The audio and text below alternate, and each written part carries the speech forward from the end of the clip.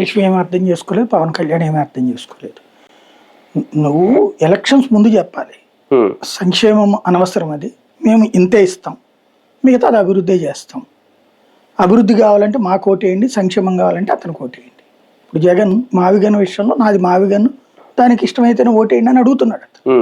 Even మొన్న elections అప్పుడు 3 రాజధానులను వెళ్ళాడు, పోయాడు. అయినా కూడా నా వాదం ఇప్పుడు మార్చాను, నేను మావిగన్ అని చెప్పి వెళ్తున్నాడు. ఆ ధైర్యం చేయండి. ప్రజల ముందు ఒక మాట, తర్వాత ఎలక్షన్ల ముందు ఒక మాట, ఎలక్షన్లు అయిపోయాక ఎందుకు ఇంకో మాట మాట్లాడడం? సంక్షేమం ఇప్పుడు భారం అనిపించినప్పుడు నువ్వు మరి ఆ రోజున మేనిఫెస్టో బీజేపీ ముట్టుకొని కూడా ముట్టుకోవాలి. నువ్వు చంద్రబాబు కలిసి పట్టుకున్నారు కదా, అది అంతే. దాంట్లో ఉంది కదా సూపర్ 6, దాంట్లో 50 ఏళ్ళకే పెన్షన్ ఉంది కదా బీసీ ఎస్సీ ఎస్టీ మైనార్టీలకి, దాంట్లో 60 ఏళ్ళకి ప్రతి ఒక్కరికి పెన్షన్ ఇస్తామని ఉంది కదా. 4,000 ఇచ్చారు, కరెక్ట్, ఒప్పుకుంటా. పైగా ఇద్దరు ఫోటోలు కూడా వేసుకున్నారు లోపల, బీజేపీ తెలియలేదు కానీ వీళ్ళిద్దరు వేసుకున్నారు. మరి ఏంటది? దాంతో పాటు ప్రతి మహిళకి 1,500 ఇస్తానని చెప్పావు కదా, ప్రతి వాలంటీర్కి 10,000 ఇస్తామని చెప్పారు కదా.